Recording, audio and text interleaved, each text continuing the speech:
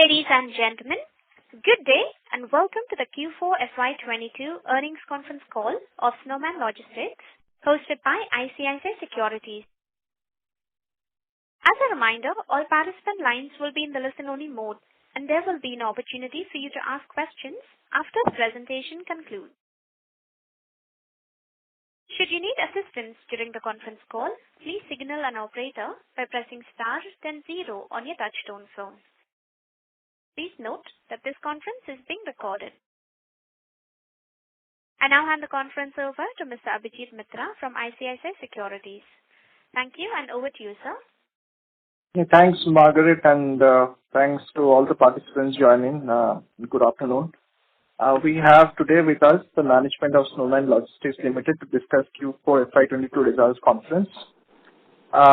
Represented by Mr. Prem Krishan Dasgupta, Chairman, Mr. Ishan Gupta, Director, Mr. Samvik Gupta, Director, Mr. Sunil Nair, CEO and Whole-Time Director, Mr. A.M. Sundar, CFO and Company Secretary, and Mr. S. Kannan, VP Finance. So without further ado, I hand it over to the management of Snowman Logistics for their opening remark. Over to you. Thank you, Abhijit.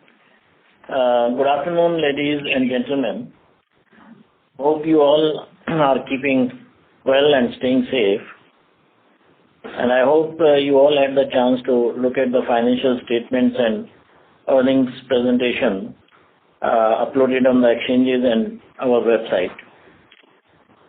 Overall, the company has done well in terms of revenue, the EBITDA, and also the expansion. The expansion was in line with our earlier announcement, where we have added 2 new big facilities, one in Coimbatore and one in Siliguri, which, though delayed, are now fully operational, and in the current financial year we will recognize the full revenue of these 2 facilities. In addition, we have added some dry facilities for the e-commerce business at various locations. We will give you all the details as we go towards the question and answer session. And feel free to ask any questions that you have. And with that, I pass it on back to the operator to please take up the questions one by one. Thank you very much. We will now begin the question and answer session. Anyone who wishes to ask a question may press star and 1 on the touchtone telephone. If you wish to remove yourself from the question queue, you may press star and 2. Participants are requested to use handsets while asking a question. Anyone who would like to ask a question, please press star and 1 at this time. Ladies and gentlemen, we will wait for a moment while the question queue assembles.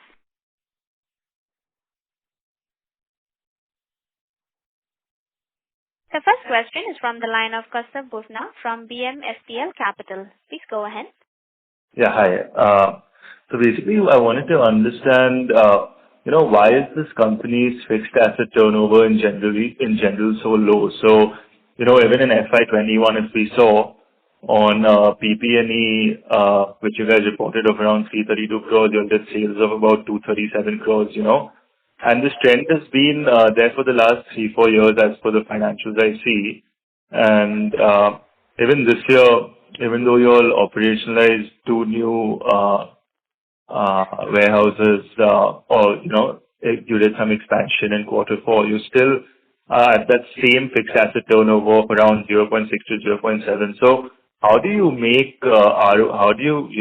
ensure proper return on capital employed with such poor fixed asset turnovers? And what is your, how do you plan to rectify this issue going ahead and increase this? Yeah, I'll take the question, Sundar here. See, our industry, this particular industry is definitely asset-heavy, capital-intensive, and fixed assets turnover of 1 or slightly more than that is the norm. Basically, because our core business is warehousing, and warehousing involves a huge capital expenditure. The way we are addressing, we also understand that, this impacts the ROI in the long run. The way we are trying to address that is, do a balance it in a way that wherever we can buy land is cheap and easily available, we invest in the land. In other places, we try to go for a long lease. This is for the land part.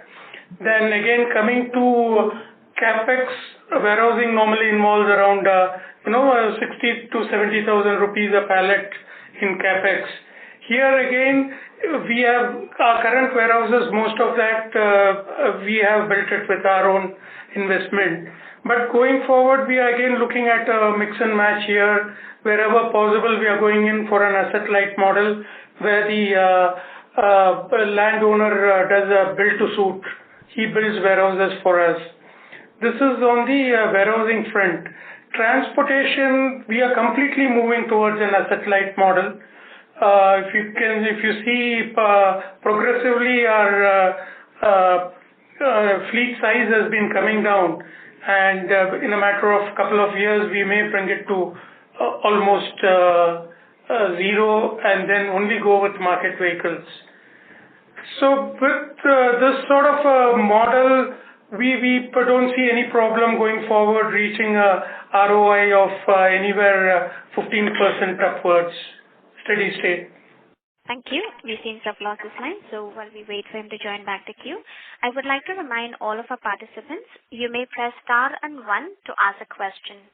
The next question is from the line of Anurag Patil from Roha Asset Managers. Please go ahead. Thank you for the opportunity. So how much is the new capacity addition in terms of pallet from Coimbatore and Pune facility? Hi, both put together we are adding 8,200 pallets. In addition to that, we have also expanded in existing setups wherever we had land. So in last 12 months, we have added another 3,000 pallet positions. Okay. And sir, are we planning any further capex in FY23? Yeah, so we have purchased a land parcel in Kolkata where we can build around 9,000 pallet positions in 2 phases. And we are at the stage of seeking building plan approvals. At the same time, we are also going for e-commerce facilities which are asset-light model.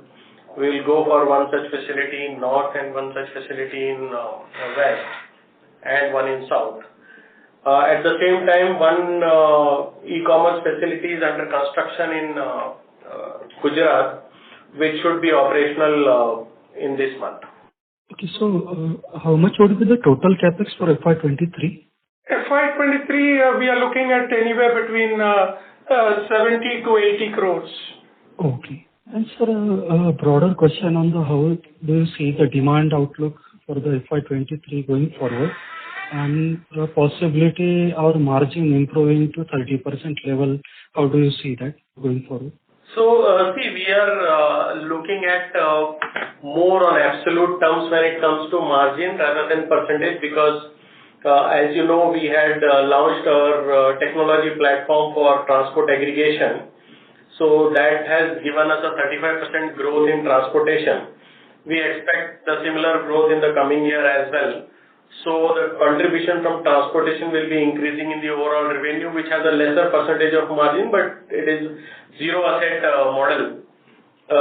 So overall percentage in terms of the overall margin may not grow, but in terms of absolute, the number should grow. When it comes to warehousing business, there definitely we are seeking a lot of initiatives where the major one being the price corrections with the customers, and we have been fairly successful this year in terms of commanding some price increase. So and the other value-added services that we are offering to customers. So that is something which should contribute a better margin when it comes to the only warehousing businesses. But with the mix of the typical warehouse that we have been offering, shared warehouses versus the e-commerce warehouse where it is asset-light model, what matters to us is not the percentage of margin, but in absolute terms how much we are growing, and the focus is in that direction. Okay, sir. Thank you very much. That's it from my side. Thank you. Anyone who would like to ask a question, you may press star and one. The next question is from the line of Abhijit Mitra from ICICI Securities. Please go ahead. Yeah, thanks for taking my question. I hope I'm audible. Two questions from my side. On a YOY basis, the growth in warehousing services that we see in your segmental reporting, how much on a percentage terms would be driven by volumes and how much would be driven by yield, if you can break it up. And also the incremental top line growth vis-a-vis the incremental EBITDA growth. It seems to be accruing at 10% or less than 10% EBITDA margins. So this is entirely applicable for transportation services. Just wanted to have clarity on these two issues. Thanks. So Abhijit, our warehousing business grew by 13% year on year, whereas transportation has grown by 33% when it comes to revenue. The blended is 21% increase in our top line. In case of EBITDA, our warehousing EBITDA has grown by 6% and transportation EBITDA has grown by 110%. Blended is 8%.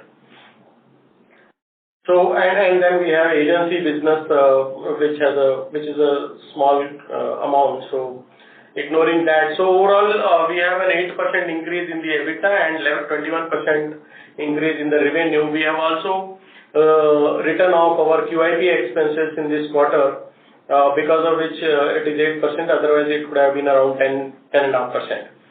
So this is the ratio, and we believe that the yield that is coming from the warehousing, which is typically 30. Where is the warehousing EBITDA? Warehousing EBITDA, which is typically 40%, anywhere between 38 to 40%.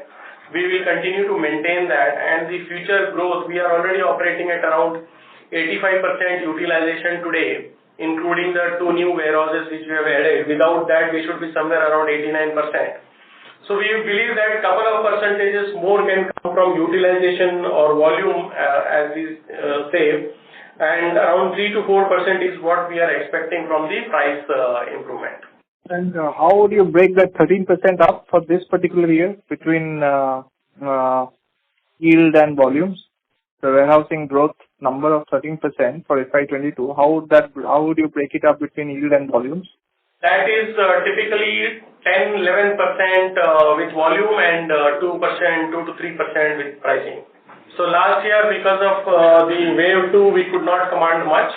But this year, in last 3 months itself, we could have a lot of corrections done. So this year, we are expecting anywhere around 4 to 5% price correction. Okay, great. And in terms of your volume guidance, it stays the same? It is essentially 2 lakh pellets over the next 3 years? Yes, so the strategy remains same. We are also looking at the increasing cement and steel prices, and that is where we are going a little asset-light model wherever possible. So on a longer run, in a 3 years time horizon, yes, 2 lakh pallet positions are still something we are looking at. Right, got it. Thanks. I'll come back in the queue. Thank you. Thank you. Anyone who would like to ask a question, you may press star and one. The next question is from the line of Abhishek Nigam from B&K Securities. Please go ahead. Yeah, hi. Thank you everyone for the opportunity. Just a couple of questions on the new facilities. How has the utilization been till now and the outlook for FY23? In case of delivery, we are at around 35% utilization today, and we expect that by around September we should be 80-85% utilized, and then onwards it will be 85 upwards only. In case of Coimbatore, we are at 50-55% utilization now, and we hope to be there around 85-90% by September. So by September we expect both the facilities to be benchmarked with the national average today, which is 85 to 90%. Okay, that's very useful. And I was just going through the profit and loss statement. Finance costs have been rising a fair bit. Any plan to sort of proactively bring down debt? Anything that management is looking at? No, actually finance cost hasn't absolute, it has not gone up. What has happened is earlier the finance costs were being capitalized. Last year it was capitalized because there were projects capital work in progress. Whereas current year everything has been capitalized, and hence we get the full charge of the interest cost. And there is no immediate plans to reduce the debt. In fact, we will be taking a little more debt to fund our Calcutta project. And in spite of that, even with that, we are definitely very lowly geared. Okay, fair enough. So it's impacted by the startup of the new units at Coimbatore and Siliguri. Yeah. Okay. So if I look at your employee expenses, they were around, I think, 62 crores in third quarter, and it's up to almost 70 crores in the fourth quarter. So that increase is mainly because of fourth quarter, there are some bonus numbers, or is it something else? No. Fourth quarter, one is the new warehouses were operational, so definitely the headcount has gone up. That was mainly because of that's the main reason, yeah. Okay, fair enough. Thank you so much. I'll come back in the queue. Thank you. Ladies and gentlemen, you may press star and 1 to ask a question. The next question is from the line of Abhishek Nigam from B&K Securities. Please go ahead. Yeah, sir, I don't know if I missed this bit, but on the Kolkata project, if you could give some details in terms of, the size, how much Capex and timelines, that would be very useful. So, Calcutta land that we have purchased can have 9,000 pallet positions. We plan to build it in 2 phases of 5,000 and 4,000 pallet positions. The land development work is going on. We are seeking permissions for the construction, which takes a couple of months from now. At the same time, we are also keeping watch on the steel and cement prices. So depending on all possibilities, we may start construction in next 3 to 4 months time, and it will take 8-9 months for us to construct the phase 1 at the stage we are at. This will require, with the current steel and cement prices, somewhere around 40 to 45 crores of investment. Phase 1. For the phase 1. Okay. So in terms of timeline, it could be, say, broadly about 1 year or so. Yes. That's useful. Thank you so much. I'll come back to the queue. Thank you. Thank you. Ladies and gentlemen, you may press star and 1 to ask a question. The next question is from the line of Anand V from BMSPL Capital. Please go ahead. Yeah, since you are starting a Capex cycle, what is your free cash flow guidance for the next 2-3 years? See, we should be generating around 50 crores of free cash flow every year. Any other question, Anand? No, thanks. Thank you. The next question is from the line of Bhaskar Chaudhary from Entrust. Please go ahead. So I wanted to check what's a good standardized kind of PAT margin for this business? Because at the PAT level, nothing really flows through, although you're still generating FCF, and Capex is being done now for the next 2-3 years, so depreciation costs will probably increase. So how should one view the PAT number on a standardized basis? See, currently what is happening is we have a deferred tax asset of around 40 crores sitting in our books, and since that is being written off over the years, that is muting the PAT. Otherwise, I think 2 years down the line we should be having a double-digit PAT. Around 10% of PAT should be possible 2 years from now. Okay, but even at the PBT level, sir, it's 4 crores, on a top line base of 290 crores. So, is it really the deferred tax asset that is creating the issue? Yeah, at PBT level, it's basically the deferred tax asset which is muting the numbers. No. He's asking after that. So the basic. Sorry. Sorry, Sunil, just make a point that depreciation is quite high. That's what's putting the number down. So it's about 50 crores of depreciation per year. The deferred tax asset is just between the PBT and PAT levels, so that will continue over the next 3-4 years probably. But we are looking at a PAT of double digits, as Sundar was saying, within the next 2 years, and it will only improve from here. Okay. And post the capex that you have planned, what is the internal projection on the depreciation line, maybe after 2 or 3 years, and how should one look at that number going up? It will stay a similar number because the old facilities that we had made, that depreciation amount will reduce, whereas these new facility depreciation amount will increase. So 50 crores of depreciation per year is something that's standard for us. Okay, understood. Thanks. Also, I'd just like to add, in case of your first question, because of the Ind AS accounting treatment, for the leased lands, we end up overcharging depreciation and interest in the initial years, which also goes and impacts the PBT as of now. But maybe in few years down the line, it will start benefiting us since we have overcharged in the beginning years. Understand, sir. Understand. I'll reach out separately and, maybe do a deeper dive with you. Thanks. Thank you. The next question is from the line of Abhishek Nigam from B&K Securities. Please go ahead. So I was just looking at, the presentation, and QSR is a pretty big category overall for you. And I assume the decline in the fourth quarter is because of, a bit of COVID that we saw in January. I just wanted to check how is that segment doing now in the first quarter, and overall, what do you expect for FY23, considering it's still trending below FY21 levels? Sorry, there is no decline in QSR. Which slide are you referring to?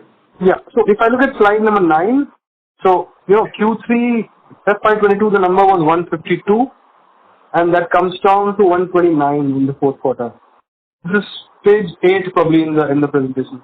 Page number 8 you're saying, right? Where it says industry-wise revenue? Yes, industry-wise revenue, page number 8, QSR, Q4 is 172 versus last year Q4 116. So there is a 48% increase in the overall revenue from QSR. Oh, okay. I think I have the wrong presentation in that case. Maybe. Okay. No, I understand. How is it doing in the first quarter? Yeah, first quarter, so far you are saying, you mean in April? Yeah, so far in the first 20-25 days of April. It's good. April and May are again season for them. June onwards it starts slightly coming down as schools open and the vacation is over. But season wise they are doing good as compared to last year's performance. Okay. Thank you. Thank you. Thank you. The next question is from the line of Abhijit Mitra from ICICI Securities. Please go ahead. Yeah, thanks for taking my question. Just to sort of take the thread forward from one of the previous questions, I think you guided that the Calcutta 9,000 pellets will incur an investment of 40 to 45 crores. So, increasing to 2 lakh pellets will incur how much investment? So is it multiple of this, or how to look at it?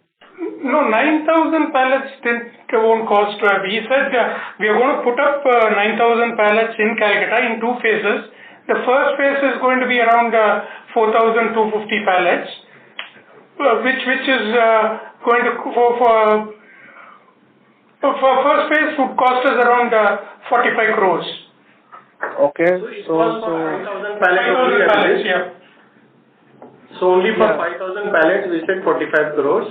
Yeah. When it comes to 2 lakh pallet position, as I told you, we are also looking at asset-light model. So if you ask us today, we are not doing that multiplication of how much will it require, because we have some good leads on asset-light model as well. So today we are only looking at 1 year at a time, and as we progress on our asset-light model, and we will have to calculate how much capacity can come from that model, and then rest is what we need to invest. Okay. But in general, these pellets, when you sort of guide for these pellets, you're also including, the volumes that you are handling, in some conversion form for the e-commerce facilities on the back end or the e-commerce facilities that you are managing, say for Amazon? Are you including those things and sort of converting and giving that guidance, or how is that guidance sort of? So we have a business model called Snow Preserve, which is a warehouse setup, which is palletized and which is shared by multiple customers. This is where we calculate capacity on a pallet basis. Our unit of charge to customer also is on pallet basis. So whenever we talk about pallet, this is typical shared warehouses under Snow Preserve service offering. The other offering is Snow Serve, where we do dedicated warehouses for e-commerce customers, or at least dedicated earmarked compartments within a warehouse. And that's where it is completely on a square foot basis, which is asset-like model. We lease a dry warehouse on square foot basis. We invest in terms of setting up the internal equipment, and then we start serving customers. Here the measure is square foot basis, and today we have 6 facilities totaling to 1.4 lakh square foot. So just to sum up, we're not converting any of the facilities into number of pallets of these types. So the 200,000 pallets is independent of these Amazon type facilities. Yes. Right. Got it. But in terms of preference or priority, is the priority shifting towards this kind of back-end warehouse solutions for e-commerce players instead of, putting out direct capex for pellets? Is that the thought, or because I keep on hearing being asset light, so? It'll be a mix of both. We'll have expansion on the cold storage front where we build our own facilities also. And we'll continue expanding this other vertical of dedicated warehouses also. Okay. But the annual capex run rate, the 70 to 80 crores, is a decent enough annual capex run rate to expect in the medium term, as in not only 23 but maybe 24 also. Yes. Okay. Got it. Thank you. That's all from me. Thanks. Thank you. Ladies and gentlemen, you may press star and 1 to ask a question. The next question is from the line of Rohit Ohri from Progressive Shares. Please go ahead. Hi, sir. 2 questions. First question is related to Snowlink. So we know that it is, Snowlink on its own is profitable, but then the issue is related to the transportation cost. And now with the shift from the regular warehousing to transportation, don't you think that the fuel cost will be an issue to you? So since Snowlink is a platform which is typically a back-to-back arrangement, the risk is shared here, and most of our new agreements with the customers have clear fuel clause with them. And unlike a cost-plus model, this is a price-minus model. Okay, so typically what is the price that customer is giving minus our margin is the price that we offer our partners. Okay. So the reset of the prices will happen on quarterly basis or half yearly?